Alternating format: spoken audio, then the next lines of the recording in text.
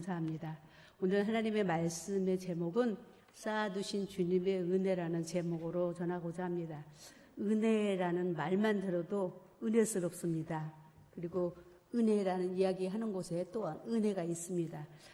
지난주에 이제 성가대에서 찬양에 참 너무 은혜스러웠었습니다. 왜냐하면 그 찬양 속에는 은혜라는 단어가 또 어떻게 그렇게 많이 들어서 나로 나된 것도 하나님의 은혜요. 부르신 이도 하나님의 은혜고 정말 나를 지으신 이도 하나님의 은혜라는 그 은혜에 제가 너무 감격해가지고 그 연주와 찬양이 어우러져 있는데 너무 황홀했어요. 네, 그래서 천국 가는 줄 알았죠. 근데 우리 가족하고 작별 인사도 안 했는데 이대로 갈 건가 할 정도로 정말 하나님 안에 있었습니다. 여러분도 그런 시간이었을 줄로 믿습니다. 은혜라는 그 단어가, 은혜라는 그 자체가 정말 우리에게 은혜를 주는 것 같아요. 그래서 우리도 늘 그냥 은혜 받읍시다, 은혜로 삽시다, 은혜로 갑시다. 은혜스럽었죠? 은혜스러웠었습니까? 그렇게 우리가 대화를 나누는 우리 믿음의 사람이 되었으면 참 좋겠습니다. 예, 은혜란 그 히브리어로 카리스, 기쁨이라는 뜻이죠. 깊은 기쁨을 의미하는 겁니다. 헬라어로는 샬롬, 완전한 평안함을 말하고 있고 또한 구원을 의미하는 거지요. 이것은 곧 신령한 것입니다. 신령한 하늘의 축복이라는 뜻이고, 은혜란 하나님이 임재 가운데 있다는 것을 말하고, 항상 평안한 상태이십니까? 평안하십니까? 하나님 임재 가운데 계십니까? 또 하나님의 축복을 오늘 받으셨습니까? 또 받았습니까? 그래서 예배드리고 말씀드리고 찬양하고 나면 정말 은혜스러웠었어요. 참 은혜 받았어요. 또 은혜스러웠습니까? 이렇게 묻는 그 이름 자체는 신령한 축복 가운데 있습니까? 이렇게 묻는 거고, 저는 신령한 축복 가운데 있는 것 같습니다. 그리고 오늘 하나님의 임재가 내 안에 계신 것 같았어요. 그래서 제가 감동이 됐고 감화가 일어났고 뭔가가 느낌이 묘한 느낌을 받았어요. 찬양 중에요. 말씀 중에, 말씀 듣는 중에 이렇게 우리가 표현을 하는 겁니다. 그래서 하나님께서는 로마서 16장 20절 하반에도 주 예수의 은혜가 너희에게 있을지어다 라고 했고, 갈라디아서 6장 18절에도 형제들아 우리 주 예수 그리스도의 은혜가 너희 심령에 있을지어다 이렇게 말했어요. 이 말씀은 예수 그리스도의 평안함이, 그리스도의 임재가 너희 안에 머물러 있기를 원한다 이 말씀입니다. 그래서 우리가 은혜라는 것을 쓸 때마다 말할 때마다 피착 안에 하나님이 안에 있는 줄 압니다. 은혜의 본질은 우리가 너무나도 잘 안 바와 같처럼 하나님께서 인류의 죄를 위하여서 값없이, 우리의 백성들의 죄를 위하여서 값없이 용서해 주시고 또 사랑으로 언약해 주시고 그 언약하신 것을 나타내셨는데, 그 나타내신 것은 예수 그리스도를 통해서 나타내셨습니다. 그래서 십자가에 죽으시고 부활하심으로써 우리에게 영생을 주셨죠. 영원한 생명을 주셨습니다. 구원의 길을 열어주셨습니다. 이것은 우리의 공로도 아니고 우리가 돈도 낸 것도 아니고 우리가 어떤 대가를 치른 게 아무것도 없이 거저 주신 하나님의 은혜입니다. 하나님의 선물입니다. 그래서 그 선물을 하나님은 구약에는 계속 그렇게 애원하셨고, 신약에는 그 언약대로 약속대로 육신으로 오신 예수 그리스도께서 약한 자, 병든 자, 가난한 자, 죽은 자를 살리시면서 예수의 사랑으로 우리에게 은혜를 보여주셨어요. 그리고 주님의 통치시대, 즉 은혜의 시대가 열린 것을 우리에게 알게 하셨습니다. 그래서 고린도후서 6장 2절에 보면은 보라, 지금은 은혜의 때요, 지금은 구원의 날이로다. 은혜 받을 만한 때에 은혜를 받아라 이렇게 말씀해 주셨죠. 거저 주시는, 공짜로 주시는 하나님의 선물.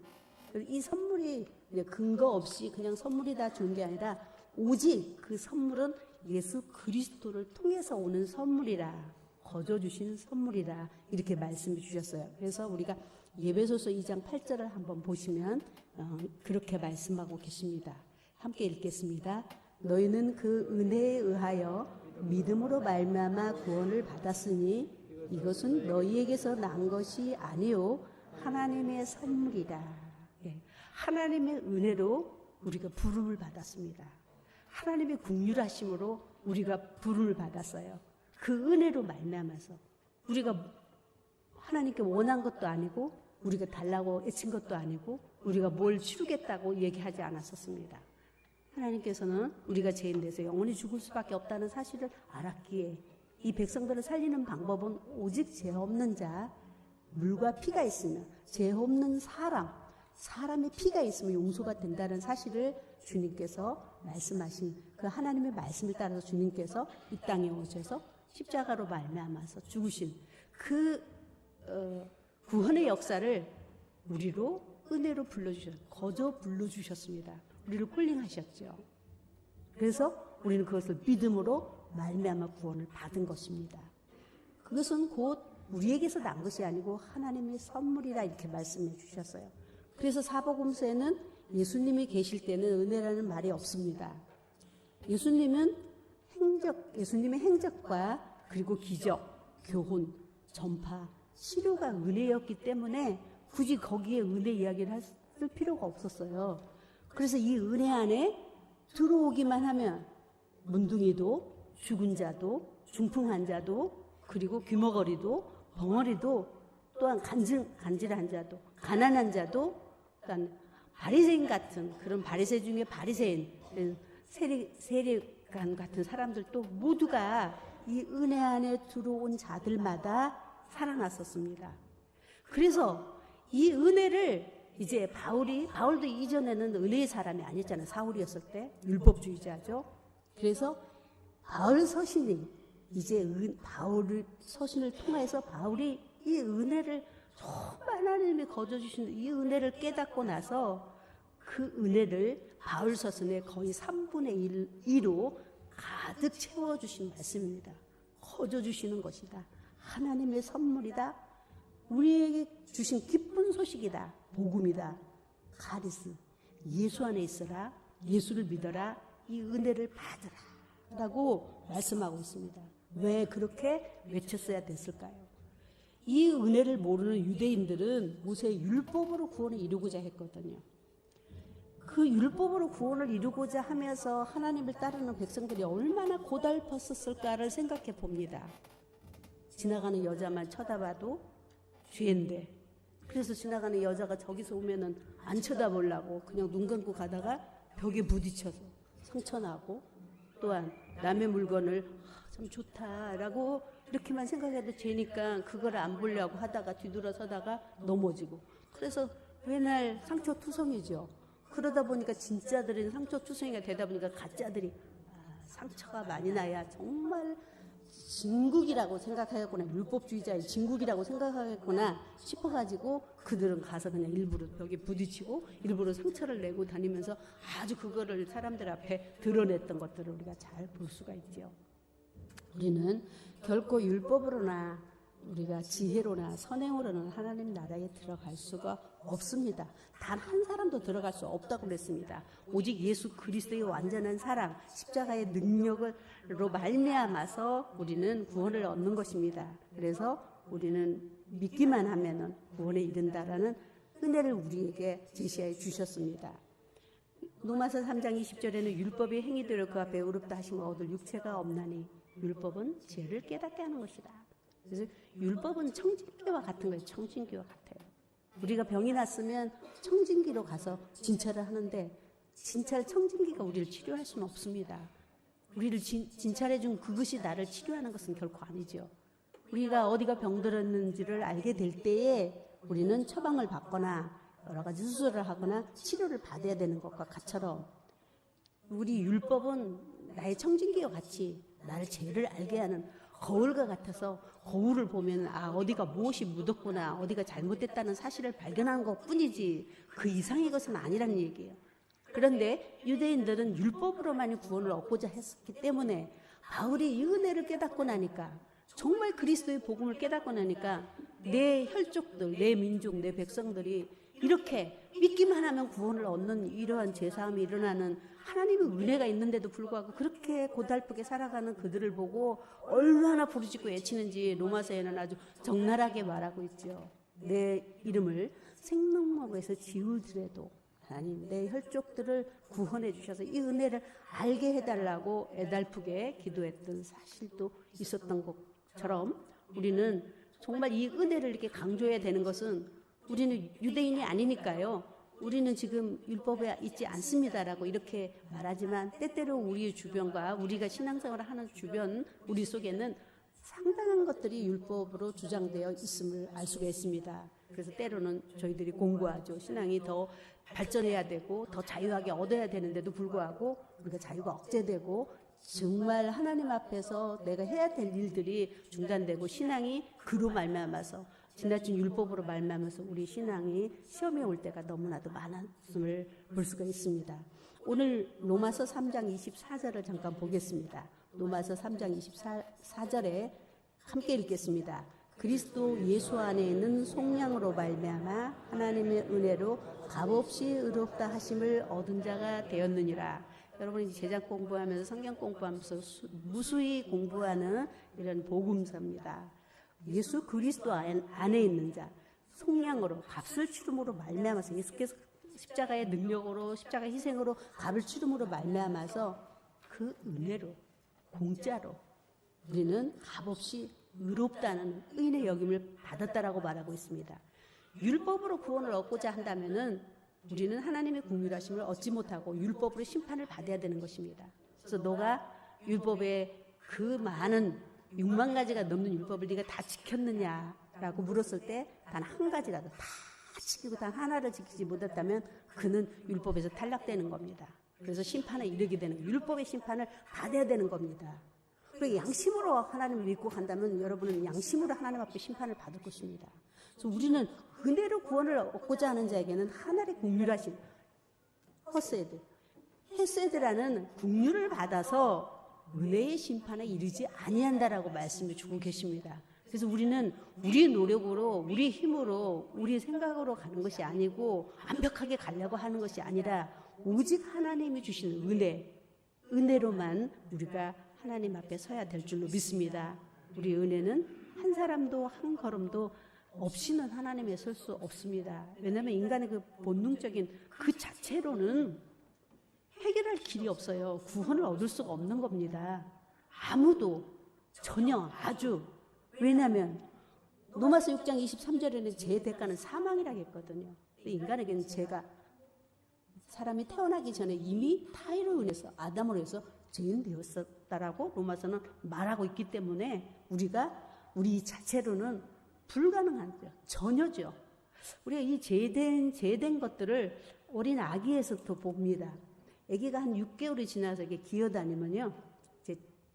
지금은 그런 게 없지만 옛날에는 그 어머니들 일찍 죽어가지고 젖동냥하는 사람들이 참 많았는데 젖을 얻어먹이려고 아기를 이렇게 데리고 가서 좀 젖을 먹이려고 그러면 한 6개월 지난 아기 키우는 엄마들은 젖을 못 먹입니다. 아기가 막 푹푹 기어와가지고 자기 엄마 젖 못 먹이게 해요. 자기 거라고. 그리고 조금 크면은 자기 포대기나 자기 소유물을 만지면은 못 만지게 가서 막 또 뺏어요. 좀 신기하죠. 우리는 막 이쁘다고 막 놀려대고 이쁘다고 자랑하는데 그게 이제 인간의 본성이 나타나는 거죠. 조금 지나면은 자기들끼리 연년생인데도 말이죠. 싸워요. 그냥 시기하고 질투하고 그리고 때리고 그냥 얼굴을 찰싹찰싹 때리고 머리도 막 착착착 때리고 뭐 이래요.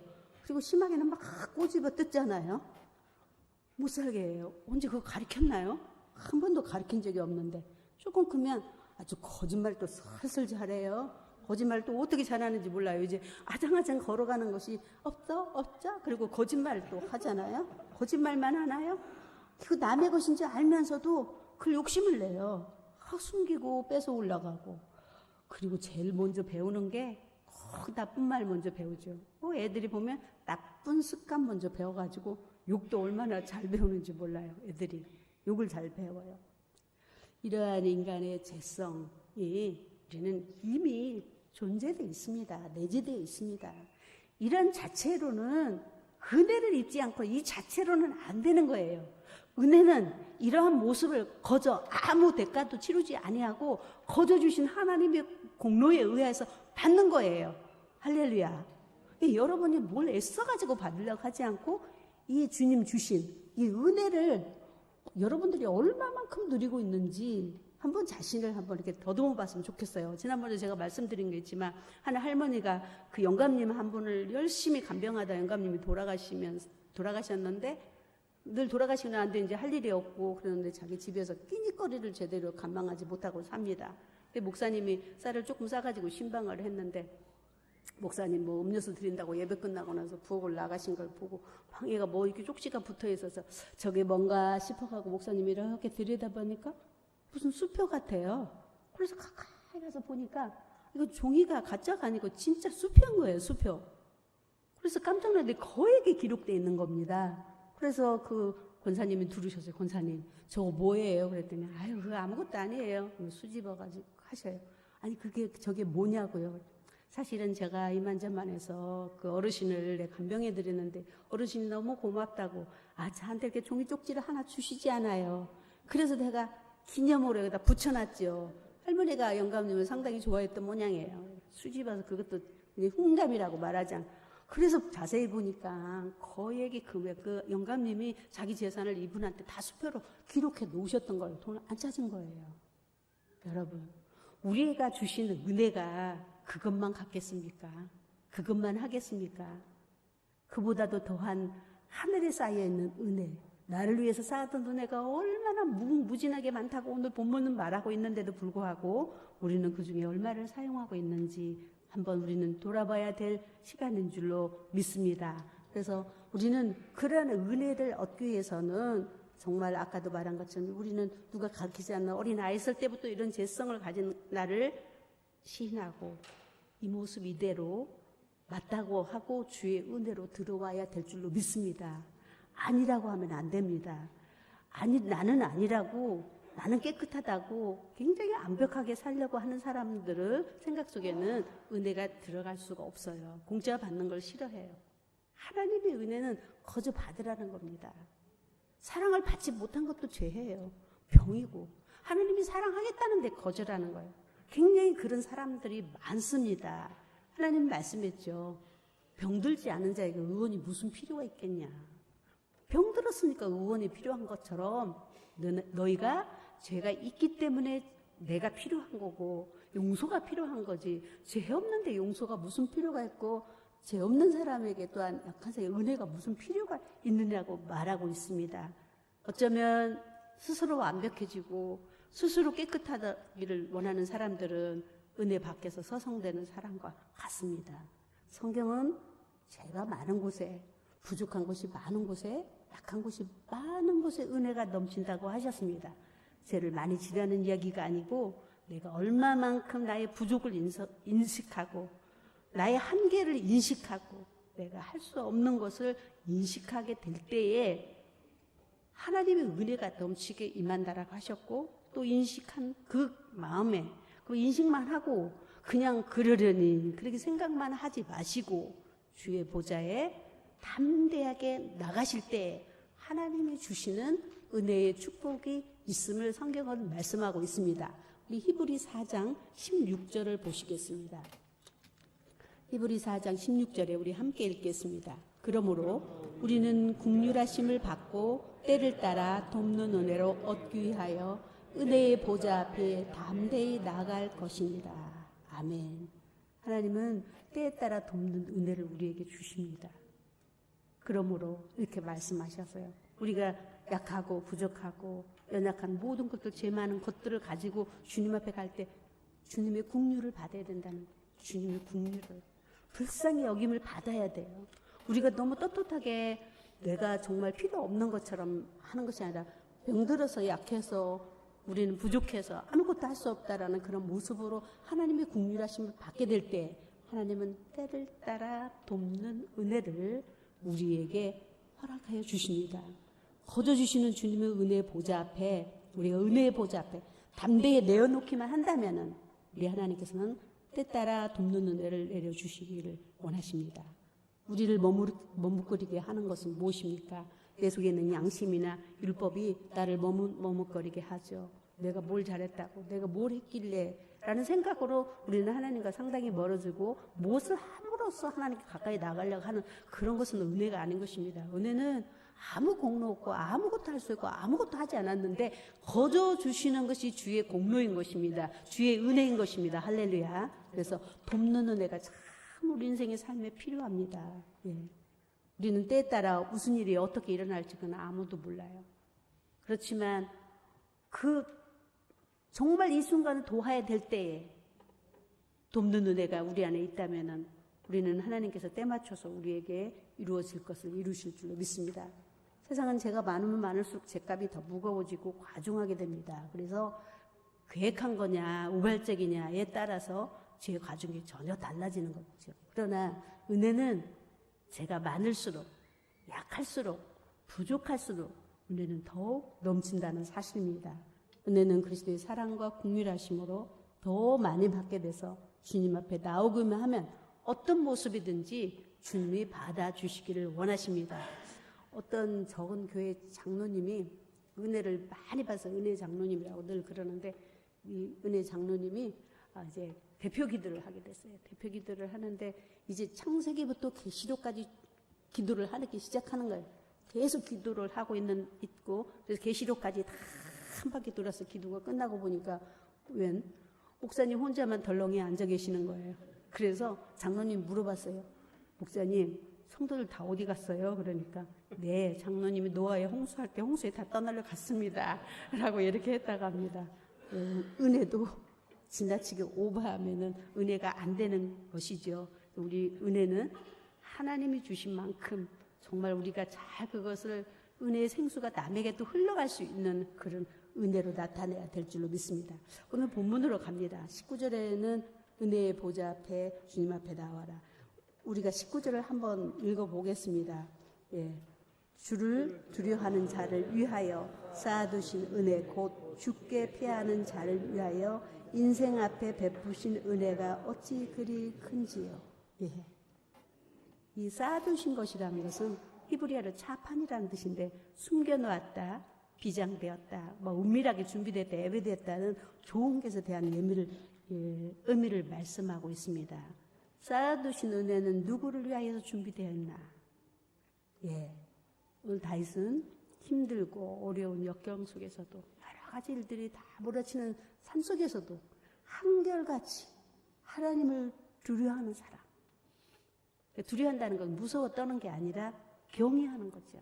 하나님을 경외하는 자, 주께 또 가까이 나오는 자, 의지하기를 바라는 자, 믿고 구하는 자에게 하나님께서는 그 은혜를 인생 앞에 베풀어 주시는 우리의 구원의 은혜뿐만 아니라 우리 인생의 모든 삶에 하나님의 은혜를 베풀어 주시기를 원하시고 계심을 믿습니다. 그래서 우리 고난이 다윗의 고난이 다윗의 여러 가지 역경의 어려움이 결국은 예수 그리스도를 통해 보니까 예수 그리스도 앞에 나와 보니까 은혜의 수단이 되었다. 축복의 통로가 되었다라고 이렇게 지금 말하고 있습니다. 인생 앞에 베푸신 은혜, 우리의 모든 삶과 우리의 모든 사사한 것까지도 내 인생의 무거운 짐까지도 십자가 앞에 내려놓고 피하기를 원하는 자에게 베푸신 은혜가 곧 우리를 위해서 예비하시는 은혜십니다. 할렐루야. 예. 항상 쌓여져 있는데도 아까 말한 것처럼 우리는 그 은혜를 다 쓰지 못하고 그 은혜를 다 알지 못하고 내 힘으로 내 능으로만 하려고 했던 그런 생각들을 오늘 다윗은 우리에게 바꿔 생각하라 말씀하고 있습니다. 그래서 그 은혜가 어찌 큰지요. 단순히 일시적인 감정 표현이 아니라 내 인생의 삶에 내 시대 내 순간순간 타임 위에 하나님의 은혜가 꽉 차 있었습니다 라고 고백하는 게 이제 본문을 쭉 위에 읽어보면 그렇게 됐어요. 내가 구원의 감사뿐만 아니라 구원도 그냥 공짜로 받았는데 그것으로만이 감사뿐만 아니라 내 살아온 내 삶 위에 하나님의 은혜로 거둬주신 것으로 얼마나 선물로 채워주셨는지를 내가 새삼 알게 되었습니다 라고 고백하는 게 오늘 본문의 말씀입니다. 그 은혜가 얼마나 컸는지 20절에는 은밀한 곳에 나를 숨겨주시고 보호해주시고 채워주시고 보충해주시고 내 상실한 마음도 이렇게 세워주시고 내가 억울할 때 인생을 보상해주시고 신원해주셨던 그 은혜가 어떻게 컸는지 그 황량한 세상에 자기 혼자 있는 것 같이 느껴졌던 나에게 내 인생에 하나님의 예비하심이 쌓아두신 은혜가 있었더라. 그 은혜는 너무 풍성했고 너무 기이해서, 이게 지금 번역된 성경에는 그렇게 써있지 않지만 전의 성경 보면 기이하다, 기이한 일이, 그 기회, 감격하지 아니할 수 없는 그런 은혜로 하나님이 나를 공짜로 거저 그냥 채워주다, 아무 공로 없이, 내가 한 것도 아무것도 없는데, 그래서 어찌 그래 큰지요. 이 은혜는 모든 자의 것이지만 또 모든 자의 것이 아닙니다. 중요한 것은 우리 탕자를 잘 보면 됩니다. 탕자가 은혜 대물을 박차고 대물 밖을 탁 나갑니다. 나가는 그 순간부터는 결코 그 사람의 은혜가 아니에요. 그 사람은 이제 공짜로 얻는 건 없습니다. 하늘로부터 받는 선물은 결코 없습니다. 은혜 문을 자기 스스로 닫아버리고, 왜 닫습니까? 왜 은혜를 박차고 나갔을까요? 자기 힘으로, 내 힘으로 살아보겠다고요. 내가 알아서 하겠다고. 내가 뭐든지 내가 하기 위해서 내 마음대로 살고 내가 하고 싶은 대로 해보겠다고. 아무리면 그렇지, 내가 한 것도 없는데 하나님께 뭐 달라고 그래. 그냥 내가 알아서 해야지. 내가 하겠습니다. 내가. 그래서 내가 하겠다는 말을 상대한테 하는 것도, 내가 알아서 할게, 이것도 굉장히 그게 좋은 언어가 아니라고 합니다. 어쨌든 하나님 앞에서도 내가 알아서 할게요, 하나님. 이렇게 하지 마시고 다 하나님의 은혜로 내가 살겠습니다라고 고백하는 여러분 되기를 예수님 축원합니다. 그랬더니 자기가 내가 알아서 하겠다고 나간 그에게 뭐가 일어났습니까? 인간의 한계가 이르는 거죠. 인간에게는 아무리 내가 잘하고 아무리 능통하고 능숙해도 항상 어떤 일을 한계가 미치기 마련인 것입니다. 우리가 이 한계에 미치게 될 때 우리는 갈 바를 잃어버리게 되기 때문에 너의 재산도, 네 재물도, 네 몸도, 네 명예도, 네 권세도, 네 자녀도, 네 가문도, 네 모든 것들을 예수 그리스도 터 위에 세우라고 말씀해 주고 계십니다. 할렐루야. 은혜 위에 세워주기를 다 무너진다 할지라도 주의 은혜에 세워진 것은 결코 무너지지 않는다는 얘기죠. 그런데 반대로 탕자가 은혜 안으로 돌아옵니다. 은혜 문을 찾았을 때 이미 은혜는 그에게 돌아와 있었어요. 그렇죠? 그날부터 나는 머슴이라도 줬습니다 했는데도 불구하고 머슴이 아닌 아들의 권세로 회복해 주시잖아요. 회복뿐만 아니라 먹을 거, 입을 거, 잠잘 거, 일할 거, 의식주가 해결이 되는 겁니다. 우리는 의식주 문제 때문에 늘 고민하고 사는 게 세상에 살아가는 삶이죠. 때때로 의식주 때문에 두려워요. 장래가 두렵고 앞날이 두렵고 자녀들이 앞길이 두려워서 뭐 이것도 들어보고 저것도 들고 별 것을 다 해봅니다. 결국 재물을 쌓았다고 해서 인간의 한계가 부딪히지 않는 건 아니죠. 재물도 날개 달고 날아가고 돈이란 돌고 도는 것이어서 어느 임자로 돌아갈지 그건 아무도 모르는 겁니다. 그러기에 한계가 부딪히는 인간의 실망을 덜어낼 수 있는 것은 오직 주님의 은혜밖에 없습니다. 할렐루야. 정말 극적인 한계에 여러분이 이르러 보십시오. 이르렀을 때는 아주 침착해지는 거죠. 아주 그때 막 살까 죽을까 봐 벌벌 떠는 것은 아직 한계에 이르지 않은 거예요. 정말로 인간의 한계가 부딪히게 되면은 주님의 은혜로 주시는 이도 하나님이시오, 거두시는 이도 하나님, 죽이시는 이도 하나님, 살리시는 하나님, 당신이 뜻대로 하시옵소서 할 때에 정말 그 내려놓는 그런 속에 주님의 은혜가 아주 풍성히 생수가 넘치게 들어갈 줄로 믿습니다. 그 은혜는 가뭄의 기갈의 저수지와 같은 거거든요. 이 은혜라는 것은 내가 얼마만큼 활용하냐에 따라서 저수지에 물을 저장해 놨다가 가뭄이 들면 어떻게 해요? 가서 물고를 이렇게 터는 거잖아요. 터서 자기 논에 물이 들어갈 수 있도록 이것이 은혜입니다. 거저받은 은혜로 말미암아서 내 삶에, 내 인생에 은혜의 축복이 통로가 열려지기를 원해야 되고 또 그렇게 되도록 우리는 많이 하나님께 맡기고 많이 하나님 앞에로 나가야 될 줄로 믿습니다. 내 힘이나 내 능력이 내 한계에 부딪혔을 때도 우리는 주님께 맡기는 마음만 가져서 주의 은혜로 살아야 되겠다. 그래, 주님의 힘으로 살자. 주님 주신 만큼밖에 난 못해. 주님 주신 만큼 내가 살지 뭐 라고 생각할 때 벌써 주님은 밤마다 문을 열어놓고 기다리시는 아버지로 표현하고 계시잖아요. 그래서 쌓아놓은 은혜의 생수를 우리에게 부어주시는 것입니다. 창세기에 보면은 창세기에 아담이 이제 가인과 아들을 낳습니다. 아들을 둘 낳았죠. 그 아들을 둘 낳았는데 가인이 아벨을 살해해버렸잖아요. 죽여버렸어요. 그래서 하나님이 가인을 쓸 수가 없어서 셋이라는 아들을 세 번째 주십니다. 셋이라는 아들을 주신 이후에 약 1500년에서 1600년 사이까지 하나님은 은혜가 없어요. 은혜를 내려주시지 않았어요. 은혜 받은 자도 없었고. 그래서 은혜 없는 그곳에 무엇이 있었겠습니까? 그때부터 인간의 방법이 나오기 시작하는 거예요. 인간의 계산이 나오는 거죠. 여러분도 은혜가 떨어지면 인간 계산 엄청 합니다. 인간 방법 엄청 세우는 거죠. 은혜가 우리 속에 있을 때는 모든 게 하나님의 지혜를 얻고자 오고 하나님께 맡기고자 하는 마음으로 확 바뀌는데 이 시대에 은혜가 떨어지니까 그렇게 해서 그들은 그들의 힘으로 살고자 그들을 어떻게든 지켜보고자 바벨탑을 쌓기 시작하잖아요. 하나님께서 그 바벨탑을 인간의 방법을 다 무너뜨려 버리고 언어를 그때 다 흩으셨죠. 그래서 지금 그냥 언어가 흐트러져 가지고 우리가 언어 때문에 이 스트레스를 받는데, 예. 그리고는 사람들은 죄로 막 죄악에 관영했어요. 은혜가 없으니까. 은혜 없는 곳은 메마른 곳이나 다름이 없어 기갈이 임하기 마련인 것입니다. 그때 은혜 받은 한 사람이 나옵니다.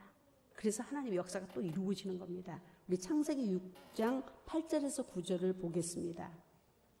창세기 6장 8절에서 9절 함께 읽겠습니다. 그러나 노아는 은혜를 입었더라. 이것이 노아의 족본이라. 노아는 의인이요 당대의 완전한 자라. 그는 하나님과 동행하였으며. 할렐루야. 네. 노아가 셋에서 10대 손입니다. 10대 만에 은혜가 임하는 거예요. 그러니까 우리가 때때로 우리가 신앙생활을 했었는데 참 은혜가 뭔지 보고 살아다가 자손 때에 후손 때에 거꾸로 또 은혜가 임하게 있지만 지금은 주님 말씀하신 지금 주님의 통치 시대라는 것은 곧 은혜 시대라는 얘기입니다. 지금이야말로 공짜로 주시고 거저 주신 하나님 은혜로 살라고 주님은 외치고 부르짖고 계신다는 사실이에요. 이 은혜가 아니면은 우리는 율법 속에서 태어나오지 못할 것입니다. 여러분이 요즘에 목사님이 설교하실 때마다 가슴이 뜨끔뜨끔하지 않아요? 찔끔찔끔하지 않아요? 당신들이 베드로 같아. 당신들이 가룟 유다 같아. 빌라도 같아. 막 이럴 때마다 얼마나 가슴이 뜨끔뜨끔. 그럼 어떡하시겠어요? 그것으로 그냥 거기서 그냥 탄식하고 계시겠습니까? 그럴 그때 그것은 곧 우리에게 은혜로 나오라는 얘기야. 그렇게 우리가 똑같아요. 맞아요. 아까도 인간의 본질을 본성을 얘기했잖아요. 그러면 난 아니야 라고 말하지 않고 맞습니다. 바로 저죠. 바로 납니다. 그러니까 내가 주님의 은혜, 그래서 하나님이시죠. 그래서 내가 하나님께 더 가까이 가야 되죠. 정말 내가 예수께로 더 가까이 가야 되겠구나. 정말 내가 예수님을 만나야 되겠구나. 정말 그리스도 임재 안에 있어야 되겠구나. 그래, 내 힘으로는 안 돼. 내일 나가서 늘 우리 단에서 기도할 때 대표자들이 기도하는 게 있습니다. 한 주간도 하나님 뜻대로 살지 못했습니다. 그래요. 다음 주도 그럴 거 또 얘기한다고. 그렇죠? 나가서 또 금방 할 거 또 얘기해. 그게 뭐예요? 하나님의 은혜로 살겠다는 얘기 아닙니까? 할렐루야. 다 되질 거 알아요. 하나님도 아시고 나도 알아. 돌아서면 금방 밥 먹으면서도 벌써 눈이 돌아갈 때도 있다니까. 밥 먹으면서 서로 간에. 이런데도. 그래서 주님은 우리에게 은혜를 입어야 된다라는 사실이에요. 그것조차도 긍휼을 받아야 되는 거예요. 할렐루야. 한 주간에 잘못 살고 한 주간에 악하게 살고 한 주간에 추하게 산 것도 하나님의 긍휼하심을 얻어야만이 된다라는 얘기입니다. 그래서 우리는 두렵지 않아요. 두려워할 일이 없습니다. 주님은 은혜 안에 있기 때문에. 근데 여기 보니까 10대 선에서 비로소 노아가 은혜를 잊게 되죠. 은혜를 받은 자는. 그가 그래서 완전해졌다. 노아가 원래부터 완전했었겠습니까? 그는 완전한 자로 태어났습니까? 똑같은 죄인으로 태어난 거예요. 그러나 하나님의 은혜를 입혀주니까 주님께서 말씀하신 완전한 자라고 말합니다. 우리가 스스로 완전해질 수 없는 하나님의 은혜를 입으면 은혜 입은 자를 의인이라 칭하십니다. 할렐루야. 은혜 입은 자, 콜링, 부름을 받은 은혜를 받은 자가 예수 그리스도를 믿음으로써 의인의 칭함을 받게 돼요. 의인은 어떻게 될까요? 의인이 됐으니까 의인으로 가만히 있으라? 아니잖아요. 의인이라는 건 은혜를, 그러니까 신학에 대해서 지금 예표하고 있는 미샤의 예표를 말하고 있는데 예수 그리스도로 말미암아서 은혜를 입게 되면 너희가 믿게 되면 의인이 된다. 의인은 어떻게 된다? 하나님과 동행한다라고 말하고 있어요. 하나님과 동행하는 거죠.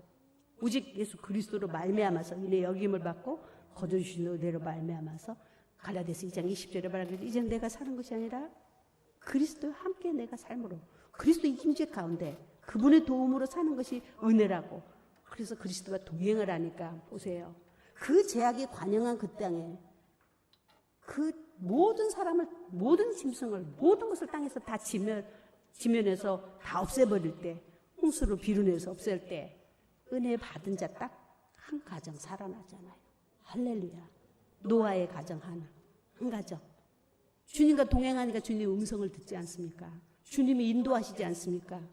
구원의 문제뿐만 아니라 모든 인생의 삶 위에 하나님이 우리와 함께 하셔서 사사롭게 시대시대 순간순간 타임타임 우리를 간섭하시고 내 갈 길을 훈계하시며 갈 길을 알게 하시는 하나님의 은혜가 내 곁에 계시고 내 앞에 계시고 내 옆에 계신다는 사실을 여러분이 깨달으시기를 예수로 축원합니다. 그랬더니 하나님이 노아에게 말해주잖아요. 노아야, 방주 지어라. 방주에다 역청 발라라. 왜? 역청을 그 안에다 안 바르면은 물이 새어 들어오니까, 나무로 지으니까. 여러분이 예수 그리스도로 말미암아서 여러분의 방주를 지었다면은 내 안에 보혈의 피로 안팎으로 발라져야만이 세상에 오염이 들어오지 않고 시험이 들지 않는 겁니다. 그것도 내가 바르는 게 아니라 내가 주님 앞에 은혜를 구할 때 주의 은혜로 우리에게 안팎으로 다 발라주시는 줄 믿으시기를 예수는 축원합니다. 이것이 은혜 받은 자예요. 그 은혜라는 단어가 이 구약에서 처음 나오지만 그 은혜라는 것이 무엇인지를 우리는 신약에서 우리가 직접적으로 발견할 수 있는 것입니다. 오직 예수 그리스도의 십자가 앞에 나의 매인 거, 내 묶인 거, 불가능한 거, 한계 이른 것들을 다 맡기고 가는 것이 하나님의 뜻입니다. 할렐루야. 그래서 이제는 우리가 너무 계산하지 말고 너무 이론으로도 앞세우지 말고 너무 완벽하게 하려고 저도 상당히 이제 완벽주의자의 중의 사람인데 상당히 그래서 스스로 내가 만든 율법이 참 많아요. 그래서 그것 때문에 하나님께 고민하고 기도 많이 했습니다. 내가 스스로 자유하지 못해서 주님이 주신 자유가 우리 안에 우리밖에 얼마나 많은데 내가 스스로 올무되어 있는 것들을 하나님 내가 스스로 다 이제 깨닫고 내려놓게 해달라는 기도를 굉장히 작년에 기도 제목은 그런 기도 제목이었는데 정말 1년 동안 기도했는데 없어져 버렸어요. 정말 이제는 정말 그리스도의 은혜로 자유로 평강을 누리는 그런 평강을 봅니다. 이렇게 완벽하지도 말고 너무 시시비를 가리려고도 하지 말고 그냥 은혜로 삽시다. 할렐루야. 예, 은혜로 갑시다. 그냥 은혜로 맡기고 바울이 굉장히 완벽해지려고 했잖아요. 하나님께 능력을 어마어마하게 받아버렸죠. 그냥 공짜로 은혜로 받았잖아요. 그거 뭐 잘나서 받은 건가요? 근데 이제 육신이 그 예모나 육신이 너무 열악하니까 하나님께 얼마나 막 기도했잖아요. 막 좀 제발 좀 이 눈 좀 안질도 고쳐주고 간질도 고쳐주고 좀 어떻게 내가 다른 사람한테 안수하면서 내가 이렇게 병들하고 어떻게 안수하겠습니까? 부족해갖고 그랬더니 주님이 야, 너 욕심도 많다. 그 부족한 자체가 네 은혜라니까. 할렐루야. 이게 무슨 말인지 알겠죠? 그 부족한 자체가 네 은혜야. 그 은혜조차 내가 걷어버리면 너는 교만해서 네 능력 다 뺏긴다. 이런 얘기 아니겠습니까? 여러분, 하나님의 은혜라는 게 그런 겁니다. 예. 마지막 우리 이제 바울의 고백을 보고 마칠까 합니다. 고린도전서 15장 10절 읽겠습니다. 그러나 나로 나된 것은 하나님의 은혜로 된 것이니 내게 주신 그 은혜가 헛되지 아니하여 내가 모든 사람보다 더 많이 수고하였으나 내가 한 것이 아니요 오직 나와 함께 하나님의 은혜라. 우리 지난주에 우리 성가다가 했던 찬양이 그 가사죠. 너무 기가 막히잖아요. 나로 나된 것은 하나님의 은혜라. 그 은혜가 헛되지 않았기 때문에 저도 이 자리에 제가 여기까지 설 수 있었던 것은 순전하신 하나님의 은혜입니다. 내가 가진 거라고 저는 아무것도 없습니다. 내가 할 수 있는 것은 아무것도 없습니다. 겉으로 보나 안으로 보나 밖으로 보나 위로 보나 아래로 보나 정말 부족한 거는 부족하지만 오직 나로 따된 것은 하나님의 은혜. 그 은혜가 헛되지 아니하여서 내가 수고할 수 있는 건데 지금까지 바울이 그 얘기를 하는 거예요. 여러분에게 말씀하고. 그래서 곧 내가 한 것이 아니고 하나님께서 함께 하신 하나님의 은혜다. 우리 은혜로 갑시다. 할렐루야. 네. 그리고 오늘 본문 23절과 24절에는 모든 성도들아 여호와를 사랑하라. 그리고 여호와를 바라보라. 강하고 담대하라. 여러분 주님께 피하는 자마다 쌓아두신 은혜가 때에 따라 덮는 은혜로 베푸는 은혜로 어디서 나타날 줄 모릅니다. 예수 안에서 자유는 방종하라고 준 건 아니고 자유를 그리스도 안에서 누리며 기뻐하며 생수를 마시고 생수를 나누는 이러한 것을 주님이 말씀하십니다. 여러분 베풀 수 있는 은혜를 성령의 인도를 받아서 여러분 충만하시기를 축원드립니다. 기도하겠습니다.